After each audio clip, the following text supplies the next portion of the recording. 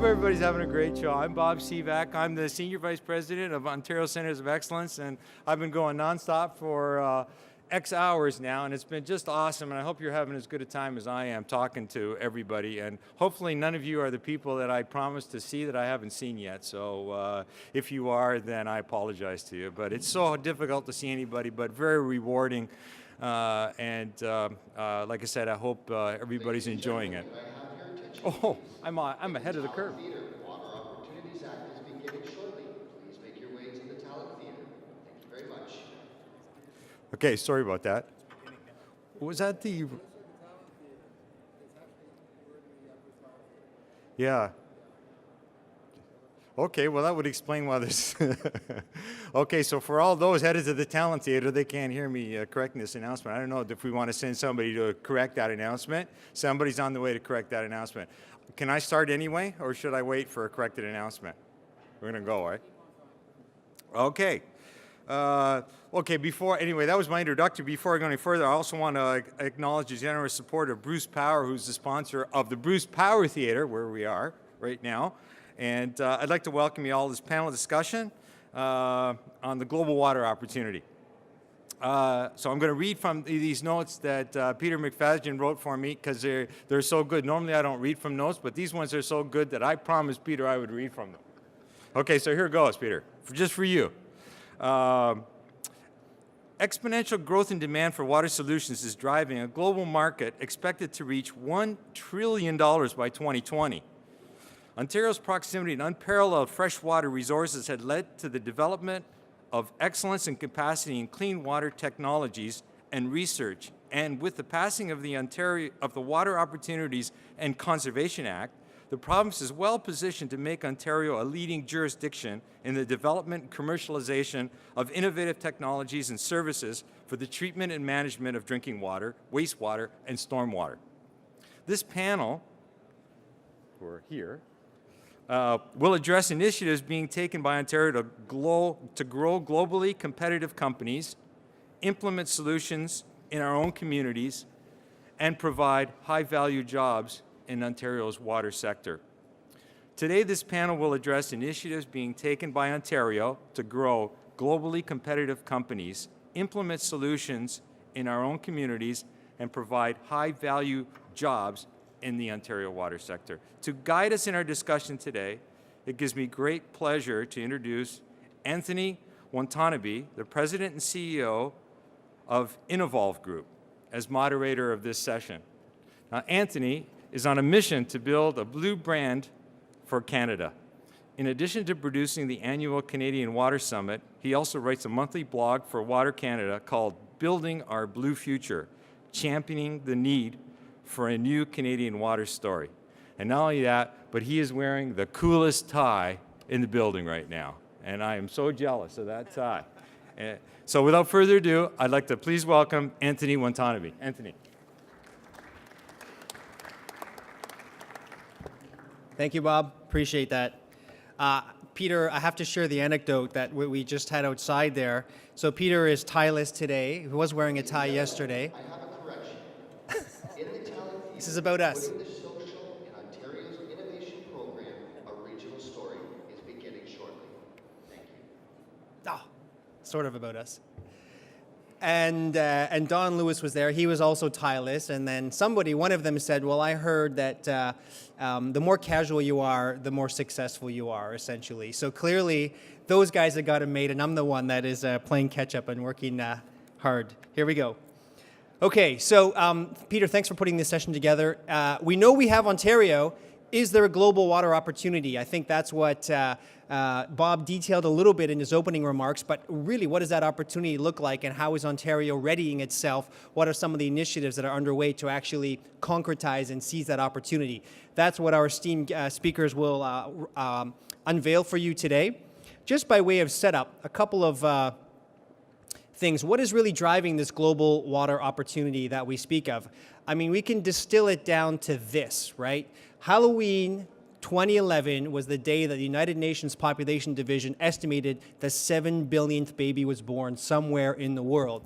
And when we think about feeding, clothing, moving, housing, cleaning, transporting, all those people, that's it right there. That is enough to actually, catalyze and concretize this global water opportunity, because we know that we're at an unprecedented level of consumption, and we have the same water that we've had for millennia. So managing it better, using it more wisely, innovating, rethinking its use and its governance is, in fact, the constituent parts of this global water opportunity. Bob mentioned this idea of this blue brand. On your chairs, there's some postcards for this event. This will be the 3rd Canadian Water Summit, which really looks at kind of this water and the economy sort of lens. And you'll see from some of our partners that it's very much driven by the private sector, big industrial water users, and what they're doing around rethinking what type of water, for what purpose, at what point in time. And for this year in Calgary, we have this theme of the water, food, energy nexus, because we heard it this morning in the How Blue is Your Bottom Line session. Water is not priced in a way that drives conservation and drives innovation, at least here. And so one of the ways to valorize it differently in a Canadian or in an Ontarian context is to link it to other things, in this case like food and energy. So I put that out there as an FYI. This is my last slide, and I'm going to introduce our first speaker.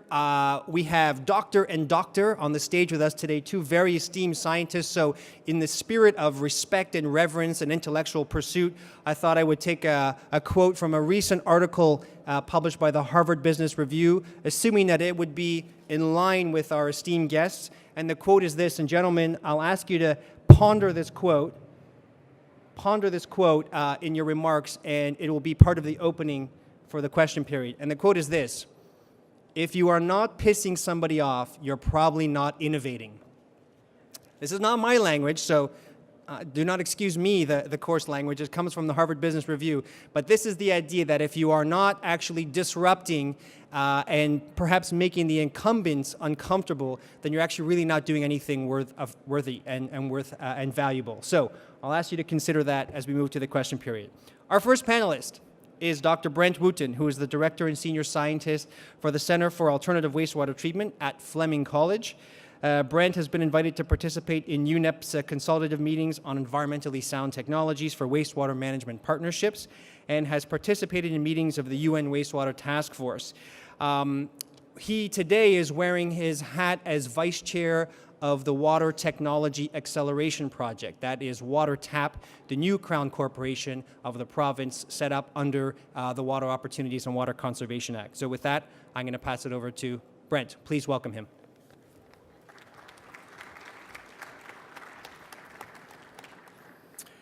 Thank you, Anthony. It's good to know that I'm doing lots of innovating. Bonjour, mesdames et messieurs. Je suis le vice-président du projet de développement accéléré des technologies de l'eau. Je suis honoré de vous adresser aujourd'hui au sujet de WaterTAP. Good afternoon, ladies and gentlemen. As Anthony said, I am the vice chair of the Water Technology Acceleration Project, and it's my pleasure to speak to you about this new initiative in the province. Ontario is water. For those of you that live here, you know this.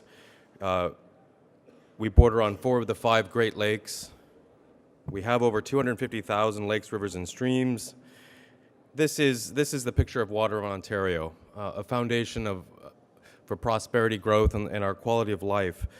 It's also how the world sees us. The government of Ontario has laid out a plan to build on these riches through its new agency, the Water Technologies Acceleration Project, WaterTAP. Many of you know these statistics that there are over 100 water-related research institutes, over 40 research chairs, lots of funding in the last decade for water-related research, and a number that's often given is 22,000 private and public sector jobs. Canada leads the G7 nations in educational outcomes, and this is powered by Ontario to a large extent. And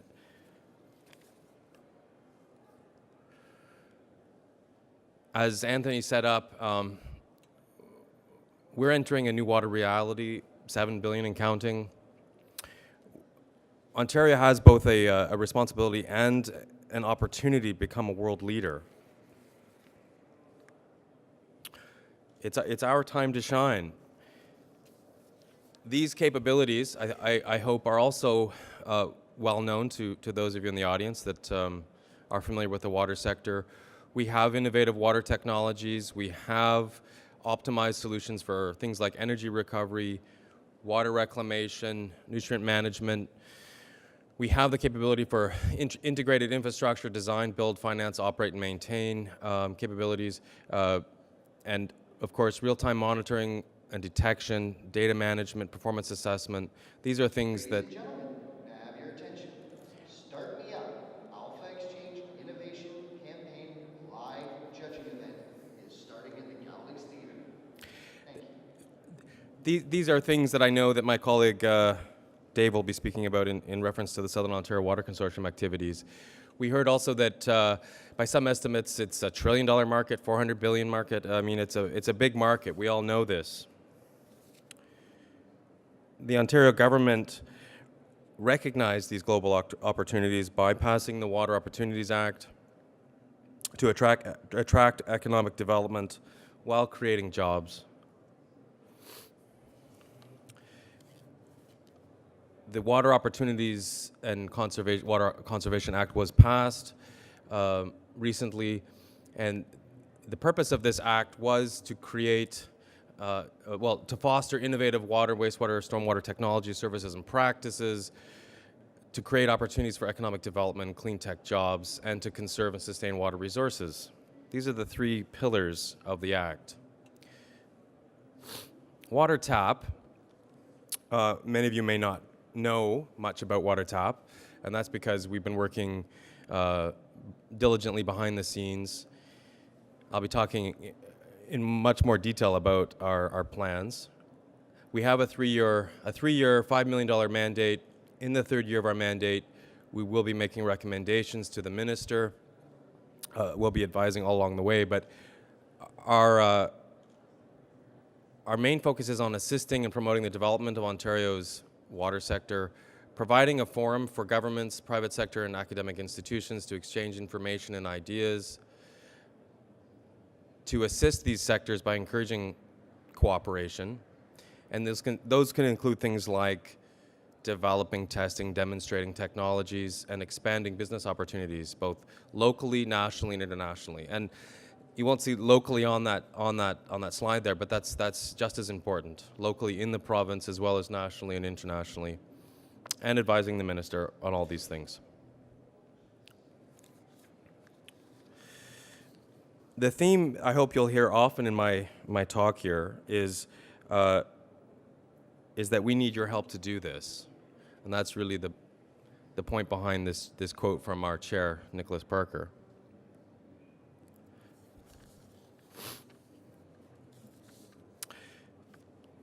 To accomplish the things I've outlined, we have three focus areas: accelerate commercial routes to market, strengthen export excellence and investment, and inform innovative water policy. We feel that in order to accomplish this, we need a Team Ontario approach. We have to be organized. We have to break down the silos. We have to work together. And to do that, we need your help. The key outcomes are those things you see on the right: supporting growth-oriented companies, supporting job creation, and advising on policy.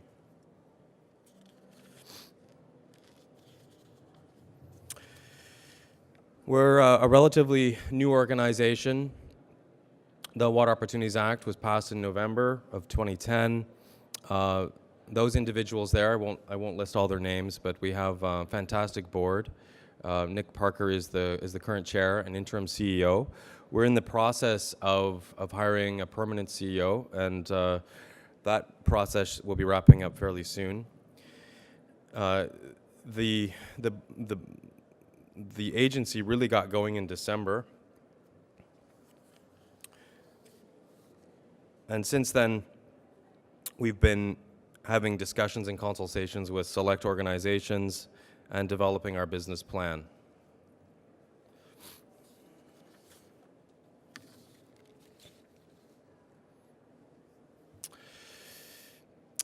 So these circles here are some things that I want to draw your attention to. We're inviting participation in these particular areas, improved access to information intelligence and to support critical decision making. We hear that this is very important.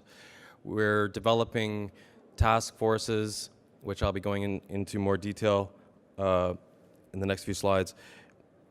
Processes for testing and demonstration. We hear that this is absolutely critical. If there isn't an example of a technology in the province, it's very difficult to enter the market. We want to target investment. We want to streamline the permitting of innovative water technologies and services.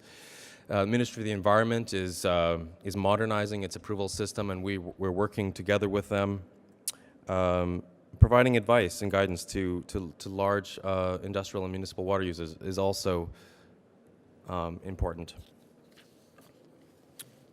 So the task forces. We're developing this structure and format of strategic task forces. We welcome your active engagement in this. Each of these task forces will be co-convened with at least one other key stakeholder to help us. We're hoping that this will ensure that we're responsive, accountable, and leading from the front. So the initial task forces are those on the left: innovative water financing, smart water infrastructure, and regulatory efficiency. Additional task forces include also water and energy, industrial water sustainability, and training, capacity building, knowledge management. So I'll start with water financing. There are really two aspects to innovative water financing, at least as will be focused on by that task force. The first one is provision of water services and infrastructure. The other one is innovative technology deployment. So I'll just start with water services. Access to capital is critical bridging the gap between aging infrastructure and the demand for water. Innovative financing and capital investment recognize the value of water and the need for the appropriate pricing of water based on specified quality intended use.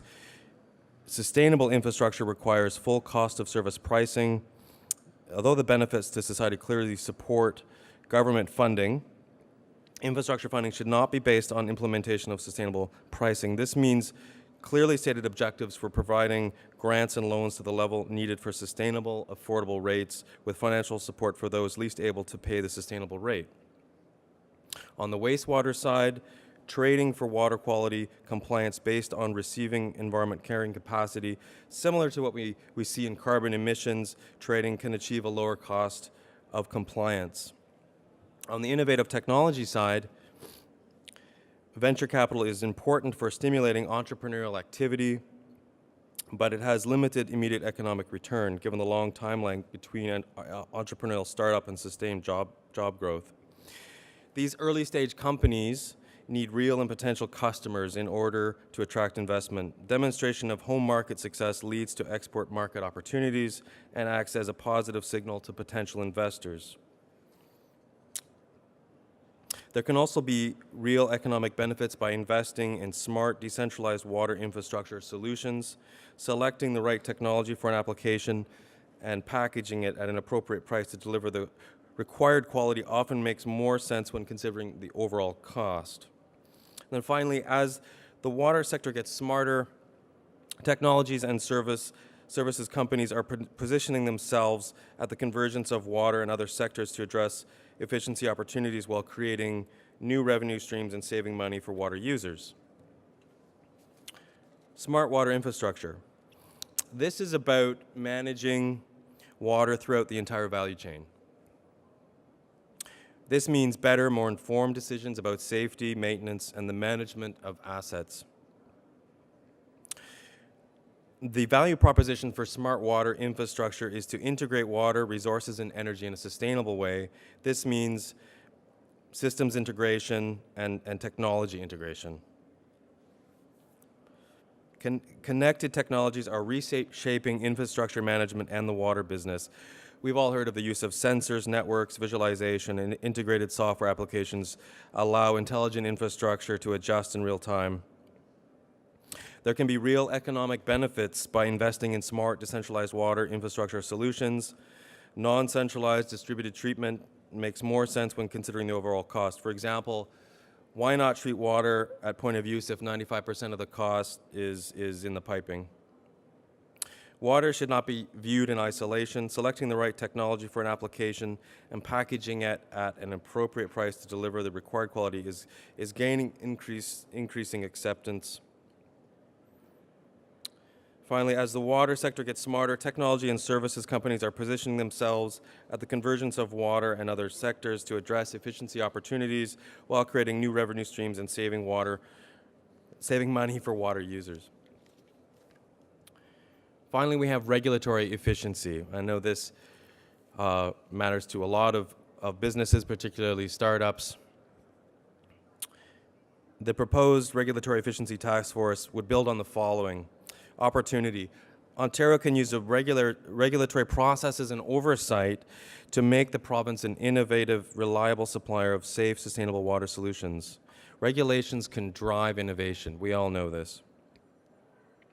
Balancing productivity and protection. Productivity should not be at the expense of protection. Regulations are needed to ensure public safety, protect the environment, define quality standards, and create a level playing field. Reliable information. Effective management of water throughout the entire value chain requires the provision of reliable information on a timely basis through integrated data capture, analysis, and reporting. Evidence-based risk management approaches can help facilitate decision-making. Overcoming barriers. Some Ontario companies and municipalities have experienced risk aversion and other difficulties when trying to introduce innovative technologies and processes. Policy making conducted in silos contributes to regulatory disconnects and may impede growth, productivity, and innovation potential. This is critical in the water area where there are many layers of regulatory interests affecting performance and outcomes. A responsive and adaptive regulatory framework includes integrated and effective decision-making processes across the government. And the Ministry of the Environment is making tremendous strides in this area. Consultation. The regulatory process should ensure that consultation occurs from the initial assessment for a particular regulation to how it is working and how it needs to evolve. Finally, competitiveness. Ontario leadership in innovation, competitiveness, sustainability, and ecosystem protection requires integration and convergence across multiple policy and regulatory objectives. Regulation ultimately should not create a competitive disadvantage. We hear that a lot from the private sector. So moving forward, the first thing we'll be doing is defining the situation. We've already been doing that through consultations, identifying opportunities for improvement and optimizing, and then innovating, implementing these opportunities, and leading.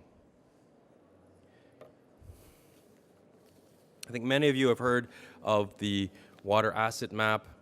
This was an effort by many organizations, those listed above and others, to establish baseline information on those items listed there, private sector strengths, research strengths, the roles of municipalities, and so on.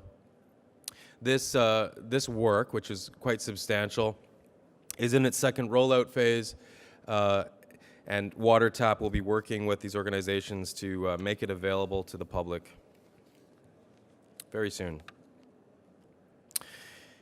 In addition to the asset map, WaterTAP is working with industry, academia, government, and others to streamline the delivery of intelligence to support decision-making. And those priority items there on the right will support technology adoption, investment, and continuous innovation.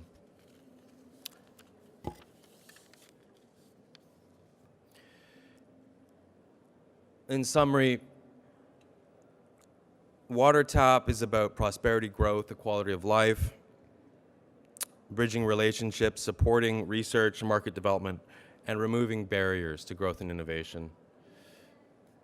We hope that you will join us on this journey. Invite you to contact us if you have comments. I hope I will hear some of those comments during our Q&A session. Thank you very much. Merci beaucoup.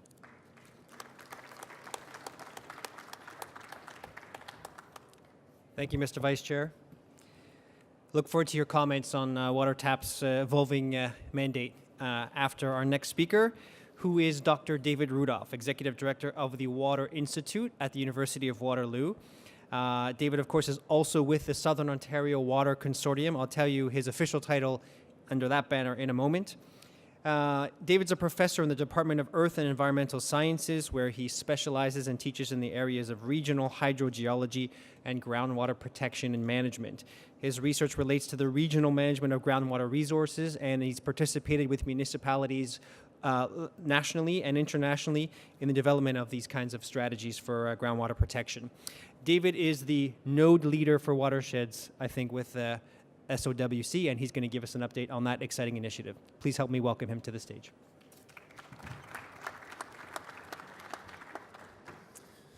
Thanks very much, Anthony. Thanks, Peter, for arranging the session and having us here, and for inviting the Southern Ontario Water Consortium to come.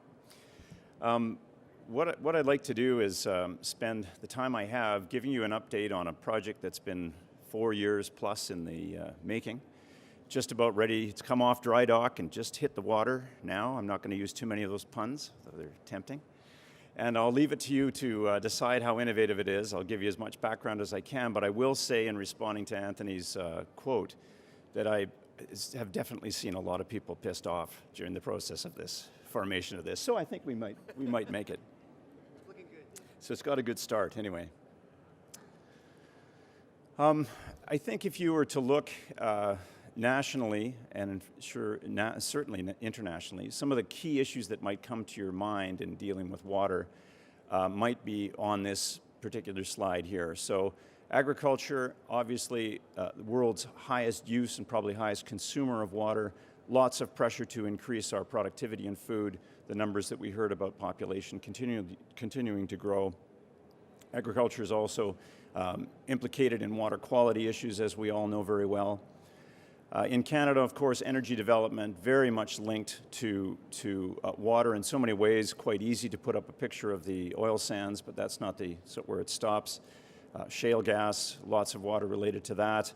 Reservoir management for hydroelectric power, all kinds of things related to energy have a water footprint. And Anthony's session coming up at the Water Summit on the water, food, energy nexus, of course, is critical for those issues right there.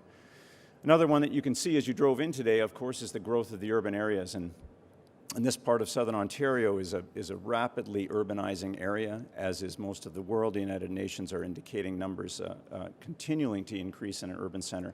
So the concentration of people, resources, assets in a local area puts the accelerating stress on water. So urbanization is another big one. And then there's the unknown factor that's playing with all of us, and that's climate change. So the uncertainty of climate variability. And there's a picture does anybody recognize that picture in Canada? So that's the inlet structure for the Winnipeg floodway. You can't see my house on there, but I'm a Winnipegger, just inside the outside of that big ditch. That's a picture of it a few years ago. If you saw that same picture from that same angle this year, it would be essentially bone dry. So the variability in climate is something that's extremely difficult to manage, playing a big role. So why is Ontario a focus for a place that we would develop a specific interest in water? I think Brent did a great job in giving us some of the insight on that. I'll add a few other ones. Obviously, our geographic advantage is one we're clear. I would say anywhere I go, we have an extremely strong brand, both Canadian and Ontario. So we're perceived as being good water managers. Something that we can use to our advantage. We also heard quite a bit, and of course WaterTAP is an example of how water policy is developing and governance. I've been involved in source water protection. One of the things that's gained international acclaim and international questioning on how it was developed and how it's being used. So I would say Ontario is becoming a leader in policy and governance. It's still a ways to go, but it's definitely made a mark worldwide. Brent also mentioned assets, and the population we have in Southern Ontario, we manage water assets in a very sophisticated way, and I'll explain a little bit when we look at the Grand River Basin, which is where we're focusing the Southern Ontario Water Consortium, specifically related to assets and our expertise in managing those assets, something also that we can export, good word, have to manage that one. The other thing is obviously we've got great research capacity. So Southern Ontario, lots of universities, institutions working on water issues. The more we looked at it, the more we realized we had a great capacity in that area that needed to be developed. And finally, of course, the statistic that Brent used, over 800 companies working in the water space, over 20,000 people, probably more than that. Many of those companies are here today. Phenomenal, let's say, combination of things coming together for our advantages in Ontario. When the Southern Ontario Water Consortium was first conceptualized, I would say it came really from the minds of academics, and for better for worse. It's evolved quite a bit since it first developed. But the realities that we were looking at that time, I think are still current today, are just in this slide here, and that is that researchers in general, institutions, are being asked to work closer together. They're being asked to have relevance in their research and impact, and have partners, so industrial partners. So we're being asked through agencies like NSERC and others to look at having industrial partners and collaborators. So that's something that was truly a move over the last decade or so. We also found that many of the public sector groups were starting to outsource R&D, so an opportunity was there. Could we help with that? Could we adopt that and include that in with our development of HQP? We also looked at the problem that our culture isn't so oriented towards sharing R&D with institutions. It is in many other countries. It's not as active in Canada. So how could we promote that in a way that would allow the institutional capacity to be used at its maximum? There's lots of capacity at the universities. We need to use it. And finally, in order to get things going, there needs to be some sort of an incentive or some sort of a facilitating a way to do that. The Southern Ontario Water Consortium is one, I think, angle that might permit that to foster research and innovation. So the answer to that from this group of scientists, really it was engineers, scientists, and people in the civil society and social sciences working with us, was the development of the Southern Ontario Water Consortium. So of all the universities that were sort of coalesced together, 8 of them stood up and took part of this in a very serious way. So the ones that you'll recognize along the bottom, Wilfrid Laurier University, Western, UOIT, Guelph, Toronto, Waterloo, and Ryerson all came together. Each one of those institutions has expertise in different areas. So the idea was to be able to integrate what was coming out of the different institutions. This concept was first floated out. The provincial government saw value in it and provided funding for it, initial seed funding. IBM came in, listened to the idea and the prospect of it, and jumped in as a private industrial partner. And then the federal government looked at the package together, helped us to modify it to fit a very specific model. And FedDev, the Federal Economic Development Agency of Southern Ontario, was the other major funding partner that came together to do it. All of this was orchestrated through TRRA, the Toronto Regional Research Alliance, with the careful hand of Walter Stewart, over a period, as I say, of close to 4 years. So just a very brief idea of vision, and I'll show you the pieces of it so you can get an idea of where we are and what's in it. So the concept was to take the resources that we had and develop a platform that would allow for an integrated approach to research and development at a watershed scale. So the idea is to scale it up from laboratories and from small field experiments to an integrated watershed study. Okay, so the ability to do work at a broader scale.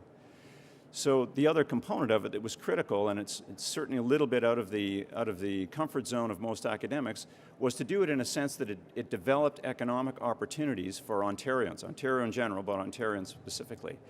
That was something that came out of this process over that period. Lots of help from FedDev on that.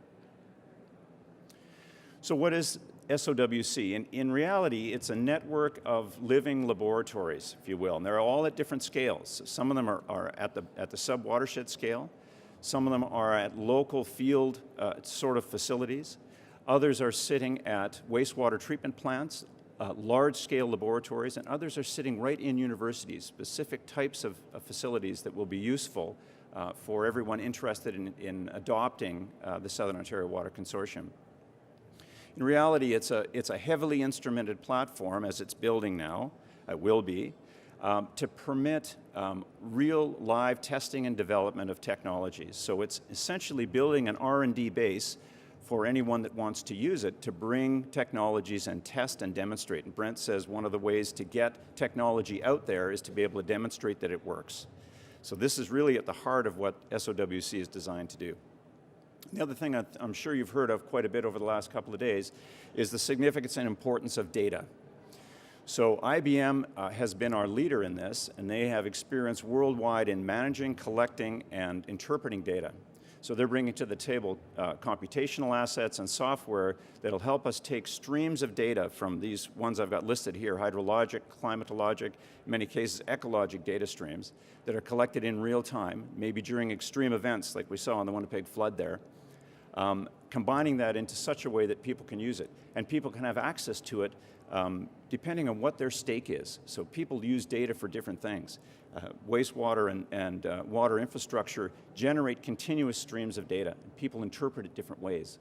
So hopefully the idea is to make sure that those data sets are available for use for a variety of different stakeholders. So the focus of the installations is within the Grand River watershed. Now it's convenient because many of the universities are there, but there's also very specific reasons for it. Our concept was to focus on an urban and urbanizing watershed, and you probably couldn't find one that's growing faster or more stressed in a sense than the Grand River is. One of the other benefits of it is that it's been studied well, there's lots of information, it's very critical to the economic development of the region, it's growing fast, one of the fastest growing areas in Canada, and urban centers particularly are growing quickly. It's also the focus of a knowledge economy, and I think it's recognized worldwide from both an institutional point of view and from a private sector and development and R&D point of view. So it's a concentration of knowledge-based industry. The river itself is under heavy use. So just as an example, close to 30 water treatment plants, sewage treatment plants, use the water to assimilate. So along the length of the river, it's heavily used and depended on for supporting our population. So very important area in general. And from my point of view, I'm a hydrogeologist, I look at the management of groundwater in the region too. And in many areas we use groundwater almost completely, reaching points of our limits in the extraction capability from the aquifers and looking for alternatives. So the Grand River is the focus. Some of the areas that I'll show you, the components sit outside the footprint for specific reasons, but that's the general location. So the platform has a series of components to it. And each of these components was selected based on the expertise that the universities had that we thought we could make the best bang for the buck and the best contribution. So the list down there, the bullet points include very specific focus on drinking water, treatment and management, wastewater technology, the development of new sensors, so emerging technologies that can do real-time detection of everything from microbial species to emerging contaminants. So as it turns out, we've got incredible sophistication in Ontario for the development of new sensors. So this is a key part of it. Analytical techniques that are being designed to measure some of these emerging contaminants that we've been hearing about, pharmaceutical byproducts, different pieces related to pesticides, very specific contaminants that are hard to detect. So analytical techniques that will allow us to do that. And as you saw, part of it is the watershed, selecting sub-watersheds that can be instrumented so that we can collect data and make decisions in real time. So a series of watersheds. Finally, with the interest and focus now on the ecological health on top of everything else, we've got an ecotoxicological node that is also showing us and making use of expertise we have in the province and locally. All of that, although it got squished here, all of that is integrating the data together, and IBM helping us to do that. The University of Toronto will house a series of computers and software that will take data streams through telemetrics approaches and have it delivered right to in real time to the university. So this is part of our development. So if you can see that in the little map there, this at least gives you an idea of where the facilities will be situated. So it's a little bit hard to see, but maybe you can see the outline of the Grand River. I can't really see it on the prompter here, but the locations of each one of the nodes was selected based on the expertise that was available and the infrastructure that was available. For instance, you see down in the bottom corner, London, the City of London and the University of Western Ontario and Trojan and a whole group of people got together to develop one of our specific nodes in wastewater treatment at the city of, one of the City of London's wastewater treatment plants, an appropriate facility that became a very critical part of this consortium. Throughout the rest of the basin, you'll see where the different universities are situated, gives you an idea. A couple others sit outside. One is, you may have driven across on your way into Toronto, is Mimico Creek, and that's a watershed I'll show you in a moment. Happens to be almost a fully urbanized watershed, one that's now needing to be repaired and put back to somewhat of a natural state. So that happens to sit outside the Grand River, but close enough to be considered of it. So that gives you an idea, more or less, of the footprint. So in the last couple of minutes that I have, let me show you some of the things that are being considered within each one of those sub-nodes, if you will. So if we look at drinking water first, the types of issues or technologies that are being considered and are coming to the forefront immediately include membrane technologies, advanced oxidation, a variety of different types of biological filtration approaches, and an interesting, unique part of it is that the University of Toronto, Waterloo, Laurier, the group that are working together on drinking water, have developed mobile facilities that can move from site to site to do demonstrations of technologies on different water streams. So the idea is, hopefully, although it seems to have been cut at the bottom here, is to have these treatment systems that can respond to rapidly changing water sources, okay, as a result of things like extreme events. We move into wastewater. Wastewater is broken into two major areas. One at the University of Guelph and the City of Guelph's wastewater treatment plant, working on process development, technology development for a whole variety of different technologies, including an ecotox facility built right into the structure itself. Flows up to about 300 cubic meters per day. Opportunity for people with technologies to show up there and rent space in it and do R&D in a live feed from the city. The second part of it is sitting at the London wastewater treatment facility and platform component, where things like compliance testing of large-scale wastewater treatment can occur. And at that particular facility, up to full-scale municipal supply is available to test technologies. As Brent mentioned, the only way we can get full adoption of these technologies is to demonstrate they work at full scale, not just bench scale. So very critical component. Watersheds, I mentioned, we've got several sub-watersheds. Three of them that I'll specifically point out. Alder Creek happens to be sitting on top of the Waterloo Moraine, just outside Waterloo, growing rapidly as an urban center. Gravel pits, large and old landfills, lots of agricultural area. It happens to be providing over 50% of the groundwater supply for the city. So there's an urbanizing sub-watershed that's one of our targets. Alder Creek sits in Waterloo. Hopewell is just outside of the city of Guelph, almost completely agriculture, starting to move into urbanization. So it's the footprint prior to urbanization we're looking at. And I also mentioned Mimico, fully urbanized now. So the three of them represent components of the system. We also have a site at the University of Guelph where specific research on fractured bedrock is going on. One of the key aquifer systems we use in Ontario are fractured aquifers, so detailed investigation of technologies to treat and manage and protect these types of carbonate fractured aquifers.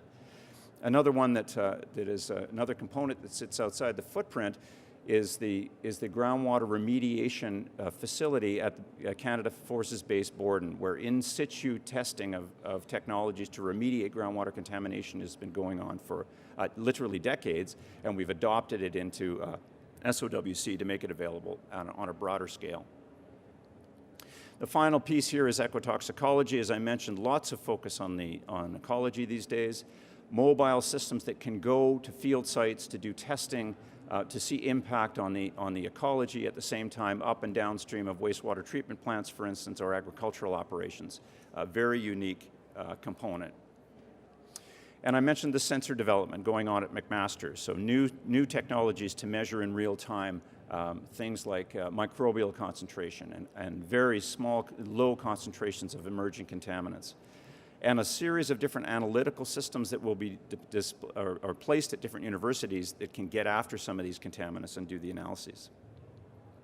So part of our job now as people managing Southern Ontario Water Consortium is to try to get it together to be integrated. In reality, there's quite a natural integration. The watersheds are providing the drinking water. They're assimilating the wastewater. All of that together makes a logical integration, but working together with our different scientists, breaking down silos is one thing. It's getting those silos to work strongly together in the way I look at it too. All of that is impacting now our ecological system, so the ecology can move around to the different areas that we're talking about, and development of new sensor technologies that provide the data sets into the IBM streams for the computer will give us an opportunity to see things we've never seen before. That's the hope.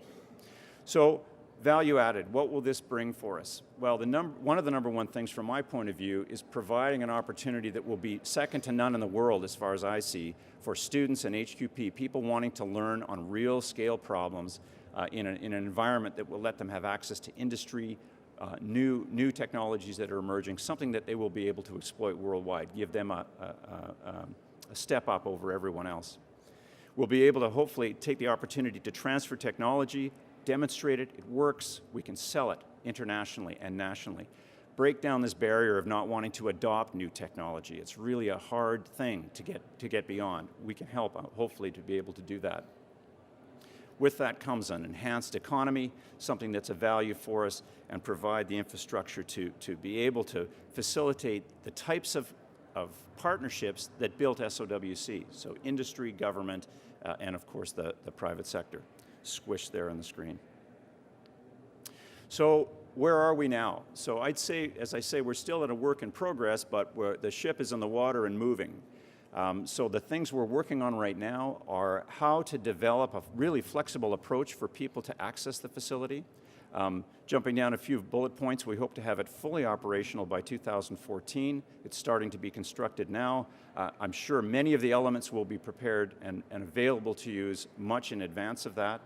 We're looking for lots of ways to integrate partners together and also to facilitate access for interested partners to get the expertise that they need from the whole broad system of universities, not just the 8 that you saw there. Others are joining and becoming part of this. We can make those connections for you.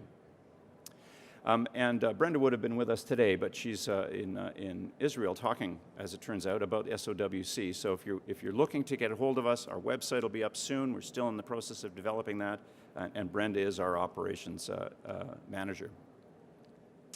So to date, we've got over 100 partners, people working with us at a whole variety of different ways. There's our thanks to the Ontario Centres of Excellence, who are an early partner coming in. So if you have interest in this, please let me know, ask questions about it. We're on the verge of opening it wide. And that's it. Thank you very much. A little bit over here. Sorry about that. Thanks, Dave. Great presentation. I think I'll field the questions from up here just for line of sight. I don't know about you, but I've got a ton of questions, really interesting presentations. And because I'm here in a position of power, I'm going to exercise my right to pass it to you first. We've got just a few minutes left, so if your question is not dynamic enough, I'm going to have to step in and ask my own. Sir, would you come up to the microphone, please? And if you just want to get behind the mic, we'll cover as many as we can in the limited time that we have left. Gentlemen, will you hang around a bit afterwards for further interrogation? Okay, great. Introduce yourself, please, sir. Sure. My name's Leon Wasser from Kedma, Canada, Israel Technology Exchange. It's interesting, Brent, that Brenda, your colleague, is in Israel right now. We're working with Israeli companies, Israeli government, to partner Israeli water technology companies with Canadian companies. So I want to know to what extent you're going to be working with, collaborating on the international frontier. And a by question, if I can insert it. Saw lots of university logos. My alma mater, York University, wasn't there yet. Can we add that one as well? Let me do this. Are we on? Let me do the second one first. York is, individuals at York are involved now. And the idea is to be able to open it up so people can see its value and come to the table and participate in it. Those 8 universities are not they help to build it, but it's designed to be open to everyone. So York is very welcome, obviously, to be part of this. As it turns out, interestingly, our very first presentation on this concept was to a group who had visited us from Israel. They turned around and invited us back there last year, so I attended it with Walter Stewart and a whole group from SOWC, where we talked about how technology developing in Israel could be tested on the platform and how we could work with different university linkages to make it work in a very positive way. And so they're very open to it. And Brenda's over there now doing sort of the next leg of it to get it going. So thank you very much for that. Thank you. And my son's at Waterloo right now, and I want to say thank you to the whole institution. No problem. I hope he's in class. Thanks for the question. Sir, Thank you. Equally brief and concise, please. Go for it. Sure. So I'm part of a robotics company in Waterloo, and we're in the process of developing an unmanned surface vessel for deploying different sensors on the water, and we're trying to explore the opportunity and determine, which direction we should be headed in. It sounds like both of your groups are maybe in early stages right now, and there may not be an opportunity for us at the moment, but I wonder at what stage we should be getting in touch with your organizations to explore autonomous and unmanned deployment of these various technologies that both your organizations are working towards. Want to try that? Okay. So what I'm hearing is that you're an early stage company that is looking to enter the market in Ontario. Is that? Well, we have technology developed that is in mature stages. Mature stages. We're now looking to explore. We actually have a prototype of the vessel, and we're in redesign of it right now for deploying those sensors. But right now we're in a mode where we're exploring the market and trying to figure out exactly how we should pursue it. And it seems like you have a very good handle on the timelines and the different aspects of the industry. So I'm hoping for a little insight into that world. Well, I'm going to take a risk here and just say, come and talk to me after. That is very risky. And yeah, we'll talk. I mean, WaterTAP is getting going. We're hiring a CEO, and we want to have that Team Ontario approach so that any company that comes into the province and says just what you said, whether it's early stage, proof of concept, or very mature technology, whether you're from outside the province or inside the province, if it's part of our agenda, what I outlined, then we're here to help. And yeah, so you can talk to us. I mean, there are lots of other people that can help, and there are limits to what we can do, but yeah, we'll help. Let me add one thing before you go. There are many groups exactly in the same state as you right now that are participating immediately. So I would say don't wait. Just give us a call and we'll start working. We can use it as a perfect example of how to do this. So did you just recently make a presentation at the University of Waterloo? We make several presentations at the University of Waterloo. Okay, because I just remember seeing pieces of it. So it would be great to incorporate it in. Great, thank you. Thanks. Madame. Merci. This hopefully doesn't fall too far into the line of pissing people off, but I was wondering how much interaction are you having with the Ministry of Health on this? Because as we know, for emerging contaminants, we don't have any guidelines either for ecotoxicity or human health. And in terms of inorganics, we only have, we're only testing for about a third of the periodic table. So yes, how much interaction and influence are you going to have over the Ministry of Health? And at the end of the day, who holds trump? The Ministry of the Environment on these matters, or the various musings of the Ministry of Health? Good question. I can sit down after a question like that. What organization are you with? The International Medical Geology Association. Thank you. Who wants in? Well, I'll take a stab. As I said in my presentation, regulations can drive innovation.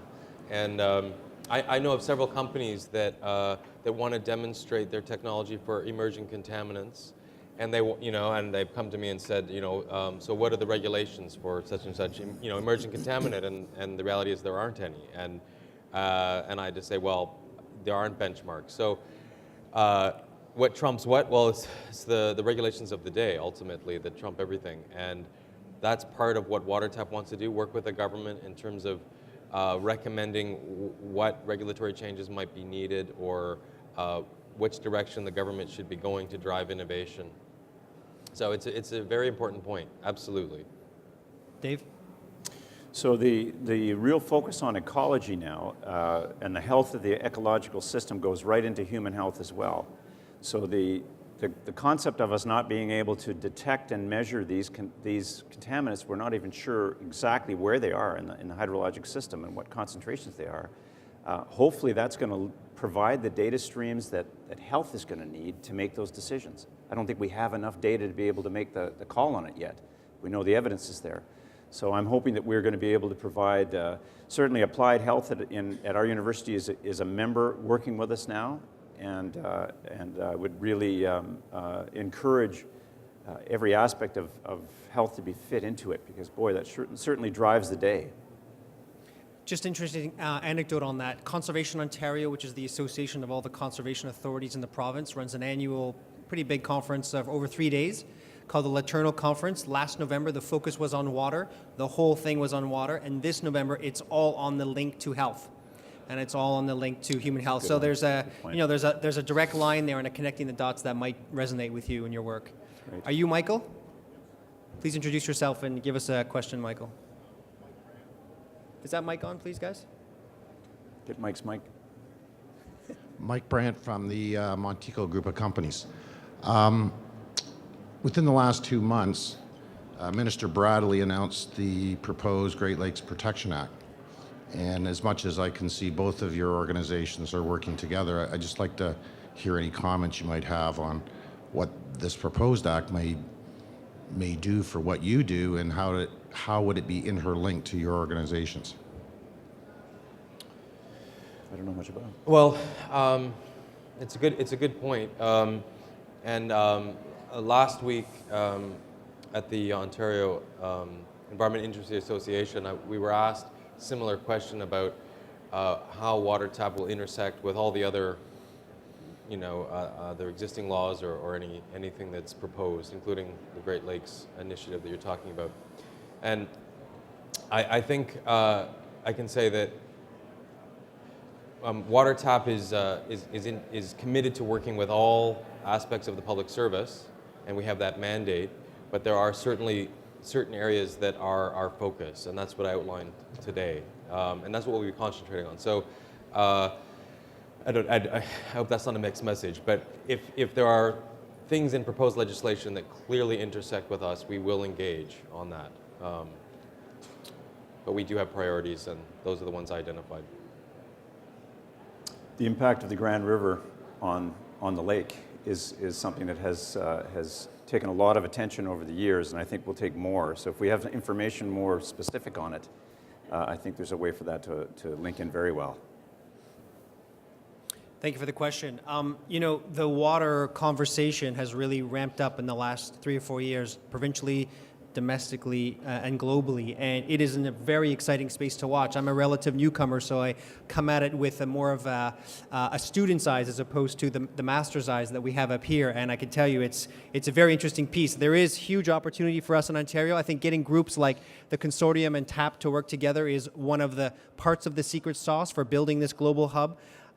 Thanks again to Peter and OCE for hosting this session, and to you for your participation, and please help me in thanking our panelists for their expert ideas.